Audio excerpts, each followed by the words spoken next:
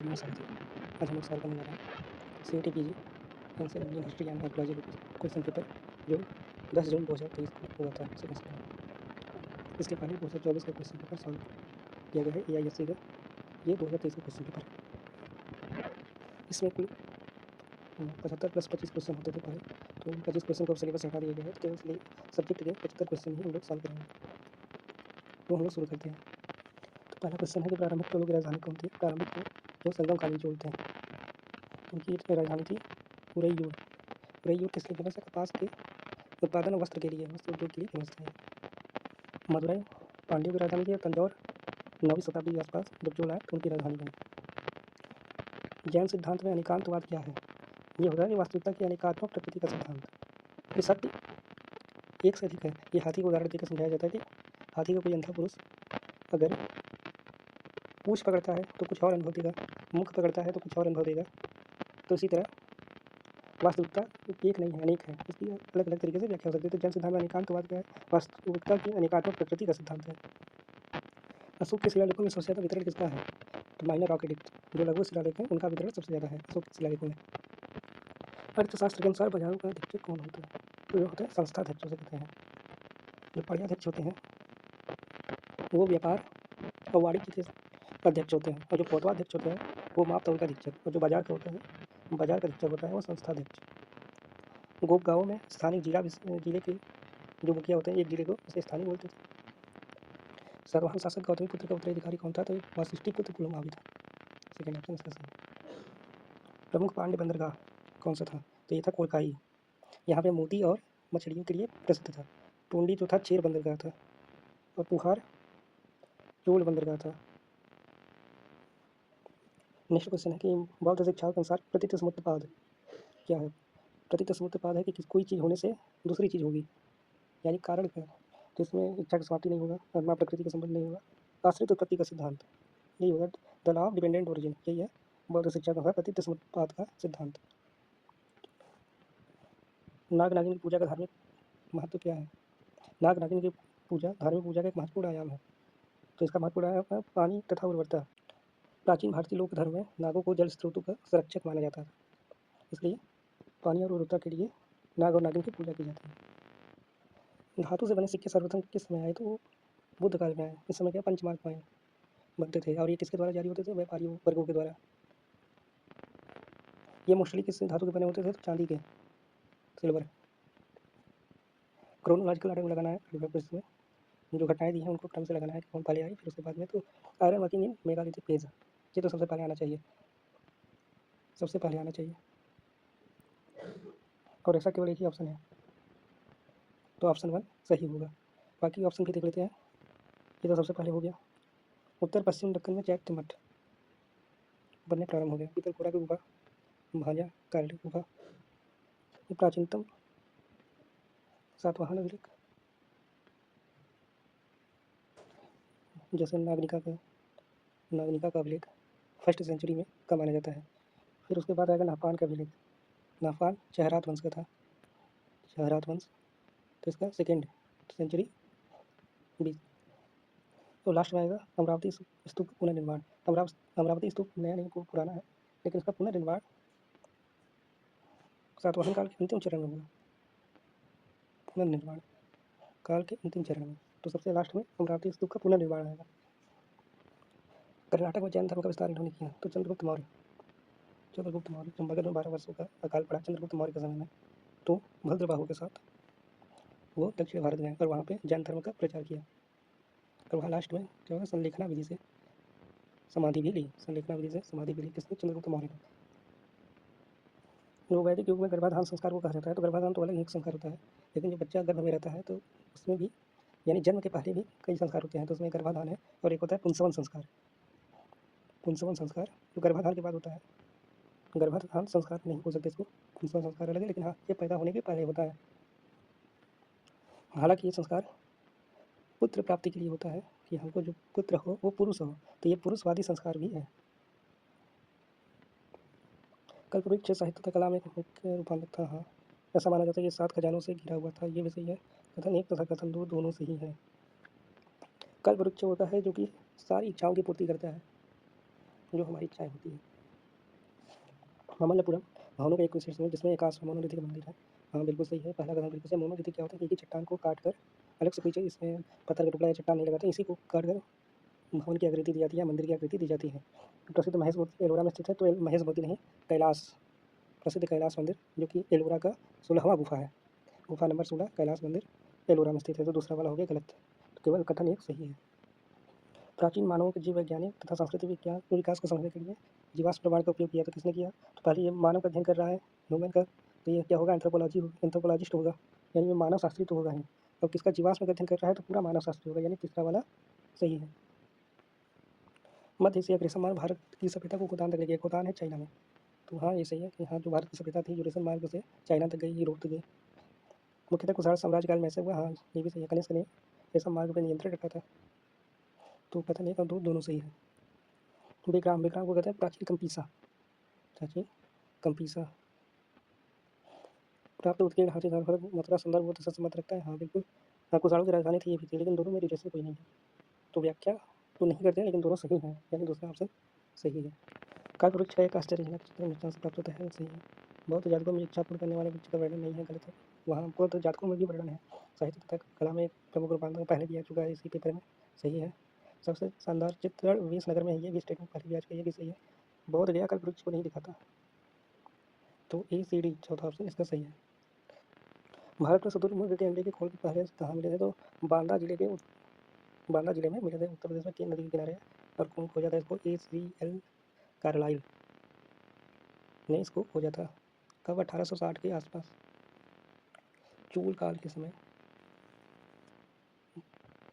जो south east Asia है वो भारत का एक उपनिवेश था, तो उससे ही संबंधित ये सारी जगह हैं। उनको सूची 1 और सूची 2 में लिस्ट 1 और लिस्ट 2 को मैच करना है कि किसको क्या बोलते थे।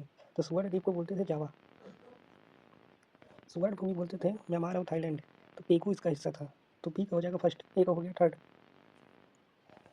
जो संस्कृत ज्ञान का एक केंद्र था वो था कम्बोज। तो महानतम बौद्ध मंदिर जहाँ से मिला है वो है बोरोबुदुर। दक्षिण पूर्व एशिया के साथ सांस्कृतिक अंतर किया से भारतीयों को पान का पत्ता उगाने में, पान का पत्ता उगाना सीखने में सहायता मिली इंडोनेशिया से। इंडोनेशिया से हमको पान के पत्ते उगाने को सीखने में सहायता मिली। 47 क्वेश्चन। कम्बोज के शक्तिशाली राज्य के समय छठी सदी ईसा पूर्व में हुई तथा यह संस्कृत ज्ञान के रूप में विकसित हुआ। ये पहले भी आ चुका है। ये ज़्यादातर चांस की AI द्वारा क्वेश्चन बनाया गया है, जिससे अलग अलग स्टेटमेंट अलग अलग क्वेश्चन में आकर रिपीट हो रहे हैं। तो 2 क्वेश्चन के साथ ही हो चुका है। दूसरा स्टेटमेंट कि इसके शासक सिख भक्तों से तथा व्यापारियों ने बस्तियाँ बनाई, तो ये भी तो सही है। NTA का मानना है कि ये इसकी व्याख्या नहीं करता, लेकिन पहले जो भी संस्कृत ज्ञान का केंद्र होता था तो शिव के भक्त होंगे तभी मंदिर बनाएंगे और मंदिर के आसपास संस्कृत ज्ञान का केंद्र बनेगा। लेकिन NTA का मानना है कि ये इसकी व्याख्या नहीं करता है, किसी को भक्त थे, इससे नहीं पता चलता कि ये मंदिर भी बनाते थे, तो हम भी इसको 2 ही मानेंगे। सबसे पहले 48 क्वेश्चन में क्रोनोलॉजिकल ऑर्डर में लगाना है कि जो जनजातियाँ आई भारत में उनको क्रोनोलॉजी के जो सबसे पहले आए उसको पहले और जो सबसे बाद में आए उसको बाद में। तो सबसे पहले आए ऑस्ट्रिक लोग भारत आए, फिर उसके बाद द्रविड़ आए, फिर ब्राह्वी बोलने वाले आए। ब्राह्वी कहाँ? बलूचिस्तान। इसको भी माना जाता है कि ये द्रविड़ की भाषाएँ हैं। फिर उसके बाद मध्य हिंदू आर्यन का काल आया। लास्ट में ये मुंडा की मौखिक दंत कथा है जो बाद में लिखी है, इनका कोई लिखित इतिहास नहीं था, तो एथनोग्राफर्स ने आधुनिक समय में इसको लिखा, जो कि उनकी दंत कथाओं पर आधारित है। इस क्वेश्चन को जो क्रोनोलॉजिकल ऑर्डर में करना है इसको हम लोग ऑप्शन से बनाएंगे तो ज़्यादा ठीक रहेगा। आपको पता है कि ए से पहले सी आया, हुजूर कड़बीस में सबसे पहले तांबे का सिक्का है, तो सी तो पहले आना चाहिए ए के, और कनिष्क से भी पहले आना चाहिए और गुप्त से भी पहले आना चाहिए, तो सी से केवल एक ही ऑप्शन स्टार्ट हो रहा है फोर्थ, तो सी के बाद बी, यानी कि कुजुल कड़फिसस के बाद नेपाल के प्राचीनतम सिक्के आए, और नेपाल के सिक्के के बाद वीव कड़फिसस के सोने के सिक्के आए, वीव के बाद कनिष्क के सिक्के, और फिर उसके बाद गुप्त सिक्के जो सबसे लास्ट में आए 4वीं शताब्दी में।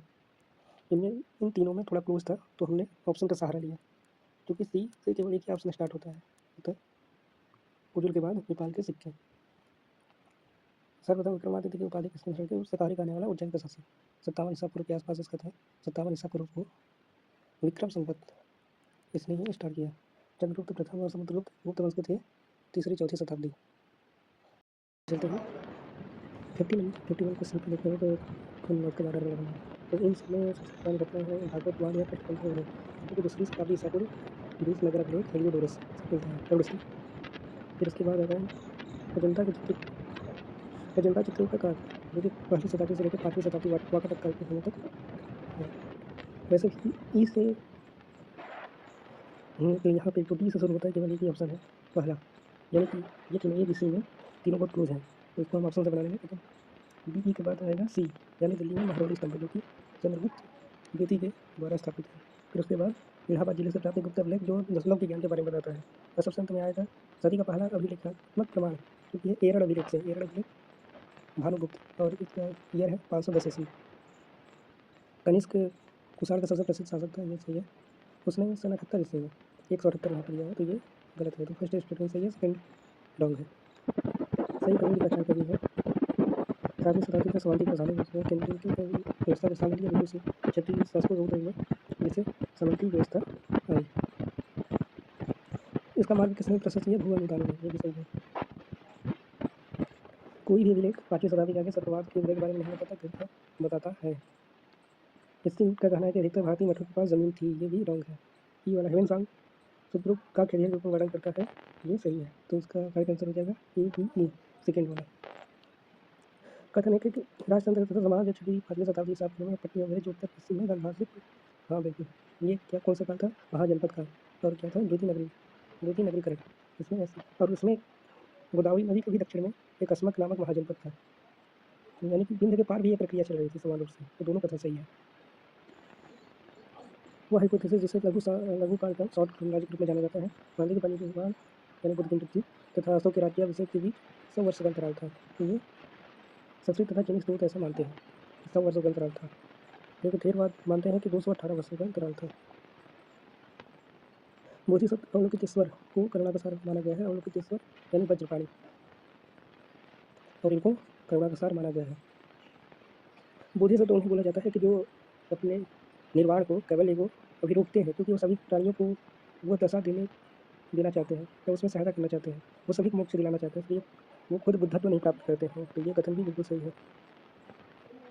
कौटिल्य से पहले क्या था? धर्म, फिर अर्थ, फिर काम, फिर मोक्ष। तो धर्म सबसे ऊपर था, धर्म सबसे महत्वपूर्ण था, लेकिन कौटिल्य के अर्थ के अनुसार क्या चेंज हो गया? अर्थ धर्म से श्रेष्ठ था। बुद्धों तथा बोधिसत्वों के पुत्र दार्शनिक कथा जो लोकप्रिय उपासना का माध्यम बना, महायान का त्रिकाया सिद्धांत था। त्रिकाया, बुद्ध की प्रकृति को समझने के लिए महायान शाखा ने त्रिकाया ने 3 काया का सिद्धांत दिया। पहला इसमें है धर्म काया, दूसरा संभोग काया, और तीसरा है निर्वाण काया।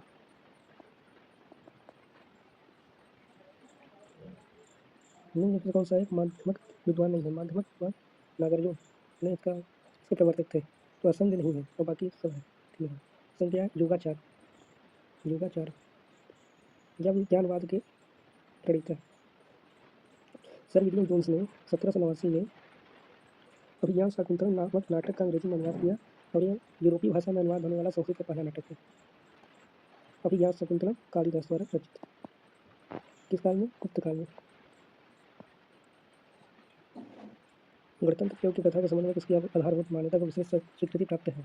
तो according to K P Jayaswal होगा, हिंदू पॉलिटी उन्होंने लिखा था, लेकिन अकॉर्डिंग टू यूजीसी ने, according to CVT NTA answer key. Option number 4 है D N Kushal. The history of the Dharmashastra नामक पुस्तक पीवी काणे ने लिखी थी। सबसे आसान क्या होगा? सुश्रुत और चरक। सुश्रुत संहिता, सी का 4, और चरक का चरण संहिता, डी का 2, केवल एक ही ऑप्शन है, यानी एक 3। आर्यभट्ट का आर्यभट्टी, ये भी इजी है। वराह में बृहद संहिता, मैचिंग वाला क्वेश्चन इजी। प्राचीन भारत को आधुनिक दृष्टिकोण से देखने की बुद्धिमत्ता पर ईएल वासव ने प्रश्न चिन्ह लगाया, बिल्कुल सही। इनकी पुस्तक the wonder trait of India प्राचीन भारतीय संस्कृति के विभिन्न पहलुओं का सहानुभूतिपूर्ण सर्वेक्षण है, सही है। ये यार दोनों सही है, लेकिन इसकी सही व्याख्या नहीं है, पता। ऑप्शन 2 राइट है। नेक्स्ट क्वेश्चन पे देखते हैं कि कौन सा कथन सही है, यह हमको देखना है। तो एशियाटिक सोसाइटी ऑफ बंगाल की स्थापना 1785 में हुई थी, ये गलत है, 1784 में हुई थी। विलियम जोन्स ने भगवद गीता का अनुवाद किया था, गलत है, चार्ल्स विल्किंस ने किया था। मनुस्मृति का इंग्लिश में अनुवाद 1776 में हुआ, किसके नाम? कोड ऑफ जेंटू जिला के नाम से। बॉम्बे एशियाटिक सोसाइटी की स्थापना 1804 में हुई थी, ये भी सही है। तो Asiatic society of great Britain की स्थापना 1823 में हुई थी, ये भी सही है। तो CDE सही है, CDE सही है, तो तीसरा ऑप्शन हमारा सही होगा। इतिहासकारों और उनके पुस्तकों को मैच कराना है तो आर्य शर्मा का सबसे फेमस बुक है जो NCERT का आता था, India ancient past. LH Murugan जो कि मानव शास्त्री थे, तो उनकी किताब है एंशिएंट सोसाइटी। M ब्लैकमैन ये सोशल एंथ्रोपोलॉजिस्ट थे, तो इनकी किताब है politics, law and ritual in tribal society. और विल डुरांट इनकी पुस्तक है the story of the civilisation. तो ये हो गया करेक्ट मैच। इतिहास का शाब्दिक अर्थ क्या है? इति ह आस, इसका मतलब होता है यह ऐसा ही था। Third option is correct. कौन सा ऐसा पहला खगोल शास्त्री था जिसने ग्रहों की वैज्ञानिक व्याख्या की थी? तो आर्यभट्ट ने की थी, ब्रह्मगुप्त ने की थी, लेकिन सबसे पहले आर्यभट्ट ने की थी। निम्न घटनाओं को सही कालानुक्रम में लगाना है, तो सबसे पहले तो सांख्य दर्शन कपिल, सांख्य व्यवस्था के जनक सांख्य दर्शन के जनक महर्षि कपिल, कपिल का जन्म था बुद्ध काल के पूर्व। फिर उसके बाद शुल्ब सूत्र आएगा, शुल्ब सूत्र 5वीं शताब्दी ईसा पूर्व।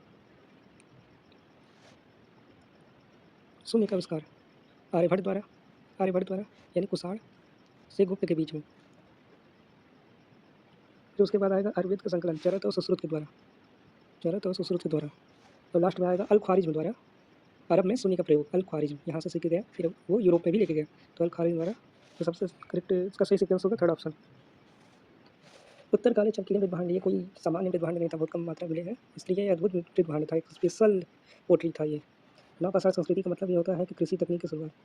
मध्य पाषाण काल में पशु की हड्डी की भरमार थी, तथा काले तथा लाल मृदभांड मतलब लौह तकनीक का आगमन हो चुका था। ये हो गया सही मैच। मध्य पाषाण चित्रों में भीमबेटका या अन्य कहीं भी केवल भीमबेटका है, पूरे भारत में कहीं भी जिसका चित्रण नहीं हुआ है। छोटे छोटे जानवरों का हुआ, जैसे बिच्छू हो गया, बड़े जानवरों का हुआ जैसे बाघ हो गया, गिलहरी हो गया, उसका चित्रण हुआ है, लेकिन सांप का या तो हुआ ही नहीं है तो बहुत ही कम रेयर हुआ है। तो इसका करेक्ट आंसर होगा according to the question and option सांप स्नैक्स का चित्रण मध्य पाषाण काल की गुफाओं में कम हुआ है या नहीं हुआ है। इस क्वेश्चन में सही कथन को पहचानना है, लेकिन हम ऑप्शन देख रहे हैं तो 4 कथन सही है, केवल एक कथन कोई ऐसा होगा जो गलत होगा। तो लास्ट वाला स्टेटमेंट 7 वाहनों तथा शकों के बीच कभी संघर्ष नहीं हुआ, एकदम स्पष्टतः गलत है, यानी ऊपर के चारों सही हैं। 7 वाहनों को पुराणों में आंध्रों के रूप में जाना जाता है, आंध्रभृत्य कहा जाता है, ये भी सही है। मत्स्य तथा ब्राह्मण पुराण 30 राजाओं की सूची देता है, वायु पुराण में 17 पुराण है, इस वर्ष का तीसरा सातकर्णी प्रथम था, सब सही है। ये 7 वाहनों तथा शकों के बीच संघर्ष कभी नहीं हुआ, संघर्ष हुआ था। प्राचीन धार्मिक समुदायों के लिए राज्य की संरक्षण प्रतिष्ठा का महत्वपूर्ण स्रोत था। हाँ बिल्कुल, बिना राजाओं के संरक्षण के कोई धर्म नहीं बढ़ पाता उतना आगे। तो अजातशत्रु कभी बुद्ध के पास नहीं गया, गलत है। अजातशत्रु बिल्कुल गया था बुद्ध के पास। दीघ निकाय के सामंजस्य सूत्र में भी वर्णन है कि अजातशत्रु बुद्ध के पास गया और अपने शंकाओं का निवारण किया। तो अजातशत्रु कभी बुद्ध के पास नहीं गया, स्टेटमेंट गलत है, वाला स्टेटमेंट करेक्ट है। नीति सार का मंडक द्वारा लिखा गया था किस पे? राजतंत्र पर, पॉलिटिकल लिटरेचर है, तो नीति सार मंजूश्री मूल का एक बौद्ध महायान ग्रंथ है, जिसमें गुप्त राजाओं का भी थोड़ा इतिहास है। देवी चंद्रगुप्त विशाख दत्त द्वारा लिखित एक गुप्त नाटक है, अभी तक ये मतलब पूरी तरीके से नहीं मिल पाई है। और कथा श्री सागर, कथा से ही पता चलता है कि जनश्रुतियों का भंडार होगा, लोकप्रिय जनश्रुतियों का भंडार कथा श्री सागर, जिसके राइटर थे सोमदेव। CVT में जो सही कथन वाले हैं, जिसमें 4 ऑप्शन है, तो उसमें हमको एक नेगेटिव ढूंढना होता है कि कोई ऐसा नेगेटिव मिल जाए कि जिससे हम उसको पकड़ के तो गलत ही होगा और बाकी उसके अलावा सही होंगे। इसमें सब बातें सही हैं, लेकिन कोई महिला की आकृति नहीं, ये गलत है, क्योंकि लक्ष्मी गंगा की आकृति थी उसके सिक्कों में, और इसके अलावा राजमहेशी दत्त देवी की भी आकृति थी कुछ सिक्कों में, तो महिलाओं की आकृति तो थी, यानी ये वाला डी ऑप्शन गलत होगा, जिसमें डी नहीं होगा वही करेक्ट होगा, और उसके अलावा बाकी सब ऑप्शन सही है। जो बृहद स्तंभ शीर्ष थे वो रामपुरवा से मिला है, बैल, ऋषभ यानी बैल, जिसमें बैल है। हस्ती यानी हाथी, हाथी वाला मिला था संकीसा से। चतुर सिंह स्तंभ ये सांची से मिला है, सारनाथ से भी मिला है, तो यहाँ पे सांची लगाएंगे। और एक सिंह वाला स्तंभ जो है लौरिया नंदनगढ़, यहाँ से प्राप्त हुआ, ये अशोक के स्तंभ लेख। गुप्तों के उदय या उनकी सामाजिक पृष्ठभूमि के बारे में कोई निश्चित जानकारी नहीं है, बिल्कुल सही है। कोई उन्हें जैसे KP जायसवाल क्या मानते हैं, वैसे कुछ उसे शूद्र मानते हैं, कुछ उसे ब्राह्मण मानते हैं, कुछ उन्हें क्षत्रिय मानते हैं, तो ये उनकी सामाजिक पृष्ठभूमि के बारे में कोई निश्चित जानकारी नहीं है, अलग अलग मत है इतिहासकारों के बारे में। लेकिन यह मानना कि वे वैसे थे, कथा श्री सागर जैसे ग्रंथों की मान्यता पर ही आधारित है, तो ये गलत है। कथा श्री सागर कोई प्राथमिक स्रोत नहीं है इसके लिए कि वो वैसे थे। ये विष्णु पुराण तथा अन्य पुराण से भी लिया गया कि जो गुप्त नाम वैसे से संबंधित है, तो केवल कथा श्री सागर से, यानी ये कथन, ये जो सेशन का जो रीजन दिया गया है, रीजन बिल्कुल गलत है, यानी थर्ड वाला ऑप्शन सही होगा, क्योंकि जो वैश्य थे ये मानना केवल कथा सरिसागर से नहीं पुराणों के अनुसार है। एक अभिलेख जिसमें अव्यवोल का उल्लेख है श्रीलंका के पटाबिया मिला है, बिल्कुल सही है। अव्यवोल क्या थे कि एक मर्चेंट गिल्ड थे, व्यापारिक वर्ग थे। तो ये दिखा था कि जो व्यापार है वो श्रीलंका तक भी होता था, श्रीलंका तक नहीं केवल दक्षिण पूर्व पूर्व एशिया, और ये आपस में अंतरक्रिया भी थी। तो दोनों कथन सही है और सही व्याख्या भी करते हैं, यानी फर्स्ट वाला करेक्ट है। दक्षिण भारत तथा दक्षिण पूर्व एशिया के बीच बढ़ते संबंध अभिलेखों तथा मूर्तियों में प्रतिबिंबित है, करेक्ट है। ये चोल काल में जो 9वीं शताब्दी के चोल थे उस समय ये चरम पे था। राजेंद्र चोल प्रथम के अभिलेख में कडारम कडारम तथा मदामलिंगम के राज्य का वर्णन है जिसको उन्होंने जीता था, तो ये भी सही है और ये भी सही है। असर्सन रीजन दोनों सही है और सही व्याख्या भी है, तो पहला वाला ऑप्शन करेक्ट है। लेकिन सीवीटी एनटीए के आंसर की में सेकेंड ऑप्शन करेक्ट है, तो उसको भी देखते चलेंगे। सेकेंड ऑप्शन करेक्ट है। उस एनटीए का मानना है कि ये व्याख्या नहीं करते हैं, केवल एक अभिलेख मिलना ऊपर के कारण को सही नहीं ठहराता। सबसे पहले क्या होगा, श्रीलंका पे चोल का अभियान होगा, राजराज प्रथम आधा जीतेगा, राजेंद्र प्रथम पूरी तरह से जीतेगा। फिर राजेंद्र चोल अपना एक अभियान चीन भेजेगा जिसके बाद साउथ ईस्ट एशिया में चाइना से व्यापार को लेकर इनसे मतभेद होगा, तो इंडोनेशिया पर चोल अभियान होगा और इसी अभियान में मलेशिया पर भी विजय पाई जाएगी, यानी इंडोनेशिया के बाद आएगा मलेशिया और लास्ट में आएगा डी। व्यापारियों का सामूहिक संगठन बहुत महत्वपूर्ण बन गया, जब विजय होगी तो व्यापार होगा। और जो व्यापारिक संघ अभी हम लोग ऊपर पढ़े थे अव्यावोल, जो 11वीं-12वीं शताब्दी में बहुत महत्वपूर्ण हो गए, और एक मणिग्रामम, ये दोनों यहाँ पे ज़्यादा सक्रिय थे। चीन से आने वाले रेशमी वस्त्र को चीनी पट्टा कहा जाता था, तो इसका हो जाएगा चीनी वस्त्र। किचका किचका पास से संबंधित है, इसे पास कहा जाता था। कौडिन एक भारतीय ब्राह्मण है, कौडिन एक भारतीय ब्राह्मण है जो कहाँ से संबंधित है, दक्षिण पूर्व एशिया से, और ये ऐसा माना जाता है कि वहाँ की राजकुमारी से विवाह करके वहाँ पे भारतीय संस्कृति की नींव रखी थी किसने, कौडिन्य ने। चतुरंग क्या है, चौपड़, और चौपड़ किसे बोलते हैं, चेस को, शतरंज को बोला जाता है चतुरंग। और इसे चतुरंग इसलिए बोला जाता था कि इसमें सेना के 4 रंग होते थे, हाथी, घोड़ा, रथ और पैदल। रथ की जगह मतलब ऊँट, इसलिए इसे चतुरंग कहा जाता था। अगले क्वेश्चन क्या कहता है, तो मिनांडर का बहुत से सेकंड, लेकिन elephant head with well round neck, ये वाला उसका स्पेशल सिक्का था। अपोलो टोटस से उसके नाम से पता चलता है कि अपोलो जो यूनानी देवता था उसके सिक्कों में उनका जिक्र है। सोफिस्टस के हेलमेटेड हेड ऑफ किंग, इस तरह के सिक्के बनाता था, और हिपोक्रेटस डायमंडेड हेड ऑफ किंग, इस तरह के सिक्के वो बनाता था। ये थोड़ा टफ क्वेश्चन है, स्किप किया जा सकता है क्योंकि यहाँ पे माइनस मार्किंग है, रॉन्ग आंसर के लिए एक माइनस मार्किंग है। थार क्षेत्र में जब मध्यपुरा पाषाण कालीन जो हस्तकृतियाँ मिली तो उनमें देखा गया कि ये लाल भूरी मिट्टी की एक परत है उसमें पाई गई, तो ये पहला कथन बिल्कुल सही है। निम्नपुरा पाषाण की तुलना में ज़्यादा हरियाली, अधिक भूस्तरीय जल तथा एक ठंडे वातावरण की ओर इंगित करता है। भूगर्भ शास्त्रियों का मानना है कि लाल मिट्टी का निर्माण तब होता है जब जलवायु में नमी होती है, वनस्पति का आवरण होता है। यह सूखी रेत के जमाव के विपरीत है, इसलिए यह परत उस समय की आर्द्र और ठंडे जलवायु की ओर संकेत देती है, जो निम्नपुरा पाषाण काल की शुष्क जलवायु की दशाओं से बेहतर थी। भारत में खोजा गया प्रथम पुरा पाषाणी औजार क्या था, हैंडेक्स। कैसा किस प्रकार का था, असूरियन प्रकार का था। असूरियन किसने खोजा था, 1863 में चेन्नई यानी पल्लवरम से रॉबर्ट ब्रूस फूट ने खोजा था। तिलवाड़ा एक मध्य पाषाणकालीन स्थल है जो बाड़मेर राजस्थान में है, किस नदी के किनारे, लूनी नदी के किनारे, लूनी नदी के किनारे है। बौद्ध कला में मुख्य भंगिमाओं यानी जेस्टर को मुद्रा कहा जाता है, तो हाँ करेक्ट है, मुद्रा कहा जाता है। धर्मचक्र मुद्रा हाथ गोद में है, ये गलत है। हाथ गोद में है मतलब कि ये ध्यान मुद्रा है, ध्यान मुद्रा हाथ गोद में है। दान का संकेत वरा मुद्रा से है, बिल्कुल करेक्ट है ये। और तर्क का संकेत अभय मुद्रा कहलाता है, नहीं, वितर्क मुद्रा कहलाता है। तर्क जो संकेत होता है वितर्क मुद्रा। अभय मुद्रा होता है एक हाथ को कंधे तक उठाकर अभय देना, निर्भय करना, और ये जो तर्क का मुद्रा है वितर्क मुद्रा उसे बोलते हैं, तो सही ऑप्शन होगा ए करेक्ट है और सी करेक्ट है। कलाकार के संदर्भ बोध ने मोहनजोदड़ो से प्राप्त धातु गिनती की तकनीकी कुशलता को पराभूत किया है, बिल्कुल। ये एक अद्वितीय निर्माण था और उस काल के धातु कला को और धातु तकनीक को भी दर्शाता था। लोस्ट वैक्स तकनीक से इसका निर्माण हुआ था।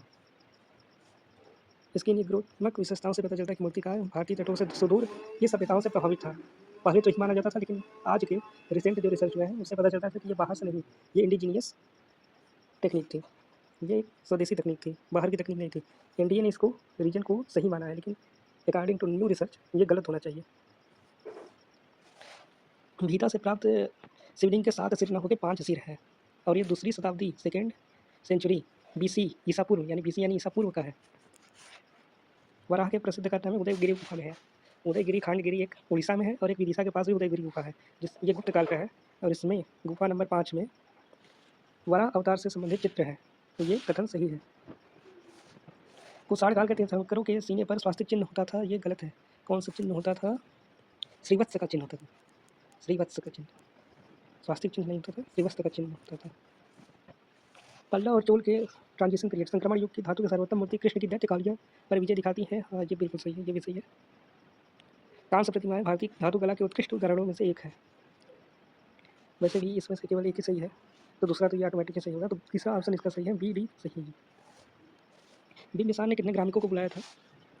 तो ये 80,000 ग्रामीणों को बुलाया था, लेकिन यहाँ पे करेक्ट ऑप्शन केवल एक ही से इसके आसपास मैच कर रहा है, तो 86,000 करेक्ट होगा। इसका सोर्स है विनय पिटक का एक भाग है, विनय पिटक का एक भाग है बौद्ध ग्रंथ में, महावग्ग। महावग्ग में इसका वर्णन है कि 80,000 ग्रामीणों को बिंबिसार ने बुलाया था। जैन धर्म के प्रथम तीर्थंकर कौन थे? ऋषभ देव थे। इनका प्रतीक चिन्ह था सांड और इनका वर्णन पुराण और हिंदू धर्म ग्रंथों में भी मिलता है। महावीर से 24वें तीर्थंकर, सिंह। पार्श्वनाथ 23वें तीर्थंकर और चेतक ये वैशाली के लिच्छवी के राजा थे, तीर्थंकर नहीं थे। तो पहले तीर्थंकर ये इजी क्वेश्चन, ये ऋषभ देव थे। किस ग्रंथ में 6 या 8 प्रकार के विवाहों की सूची मिलती है? गृहसूत्र में। गृहसूत्र में 8 प्रकार के विवाह की सूची, 8 में से 4 अच्छे वाले और 4 बुरे वाले। 4 अच्छे वाले कौन है? ब्रह्म, दैव, आर्स, प्रजापति। और 4 बुरे वाले कौन है? असुर, गंधर्व, राक्षस, पैशाच।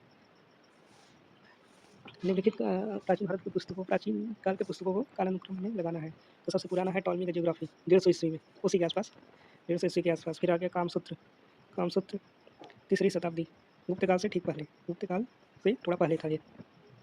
नारद स्मृति, ये गुप्त काल की रचना है, 4री-5वीं शताब्दी। वराह मिहिर का, ये 5वीं 6ठी शताब्दी से मान लेते हैं, गुप्तोत्तर काल, 6ठी शताब्दी। सबसे लेटेस्ट में आया है, ये तो बिल्कुल होना ही चाहिए, कल्हड़ द्वारा राजतरंगी की रचना, 12वीं शताब्दी। बुद्ध की माता कौन थी? तो महामाया, महामाया थी। 7 दिनों के बाद इनकी मृत्यु हो गई। अमरूपाली, वैशाली की नगर वधू। गौतमी, प्रजापति गौतमी, बुद्ध की मौसी, जिन्होंने इनका पालन पोषण किया और ये पहली महिला थी जिन्हें बौद्ध संघ में प्रवेश मिला। सुजाता, वह महिला थी जिसने बुद्ध को खीर खिलाई थी। तमिल भाषा का शब्द पत्तिनम, पत्तिनम का अर्थ है, पत्तिनम का अर्थ पत्तन, बंदरगाह के लिए प्रयुक्त होता है, जैसे कावेरी पट्टनम, नागपट्टनम, विशाखापट्टनम।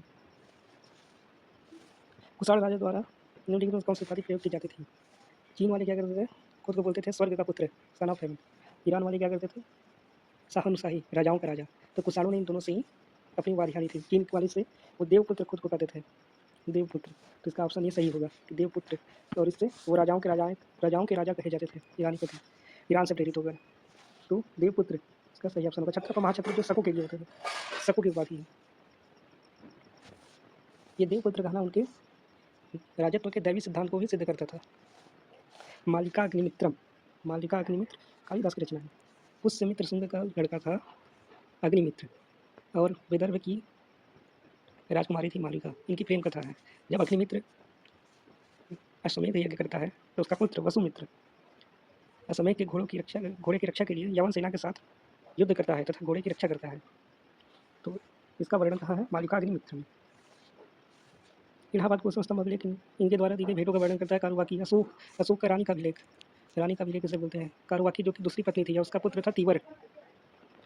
इसमें कारुवाकी द्वारा दान का वर्णन भी है, दान का वर्णन ही है। एक फैक्ट और कि कारुवाकी जो रानी थी अशोक की, एकमात्र अभिलेख ऐसा है जिसमें किसी रानी का वर्णन है, अशोक के एकमात्र ऐसा अभिलेख है। जैन सिद्धांत शायदवाद का शाब्दिक अर्थ है कि शायद का सिद्धांत, इसका शाब्दिक अर्थ शायद कहिए। जैन धर्म कभी भी एब्सोल्यूट नहीं होता, एब्सोल्यूट की एक ही सत्य है, ऐसा नहीं है। सत्य अनेक है और कोई चीज़ हो भी सकती है, नहीं भी हो सकती है। जैसे कि हम लोग उत्तराधुनिकता को पढ़ते हैं। विज्ञानवाद में केवल एक ही चीज़ होती है, लेकिन यहाँ शायदवाद में कोई चीज़ एब्सोल्यूट नहीं होती है, सब चीज़ रिलेटिव होती है। तो इसका सही उत्तर है शायद का सिद्धांत। जो शायदवाद है, शायद का सिद्धांत शायद से ही बना है। शायद का मतलब होता है शायद। आनंद जो था बुद्ध का चचेरा भाई था। प्रजापति गौतमी जो मौसी थी बुद्ध के, वो संघ में आना चाहती थी, लेकिन बुद्ध ने मना कर दिया, महिलाओं को संघ में आने से मना कर दिया। तो आनंद ने तर्क किया कि क्या महिलाओं को निर्वाण प्राप्त करने का कोई अधिकार नहीं है? तो बुद्ध ने कहा अधिकार है। तो उन्होंने मतलब आनंद के अनुरोध पर बुद्ध ने भिक्षुणी संघ की स्थापना की, जिसमें महिलाओं का प्रवेश सुनिश्चित हो सका। किस भगवान ने अपने अंदर तपस्विता तथा उर्वरता का संयोजन किया है? दो विपरीत गुण को संयोजित किया है, वो है शिव। शिव की तपस्या के लिए, शमशान में रहने के लिए, उनके कठिन जीवन के लिए भी उनकी पूजा होती है। और दूसरा उनके लिंग रूप की पूजा होती है, जो कि उर्वरता और सृजनात्मकता का प्रतीक है। तो इसका सही उत्तर होगा सी शिव। इस तरह हम लोगों ने 10 जून 2023 का AISC का पेपर सॉल्व कर लिया। इसके पहले हम लोगों ने 2024 का पेपर भी सॉल्व किया था, जो कि हमारे चैनल पे है। अभी हम लोगों को 2025 और संभवतः 2023 की सेकेंड शिफ्ट यानी 2 शिफ्ट में होगा था 2023 में, तो उसका भी सॉल्व करना है। मिलते हैं अगले वीडियो में, तब तक के लिए धन्यवाद।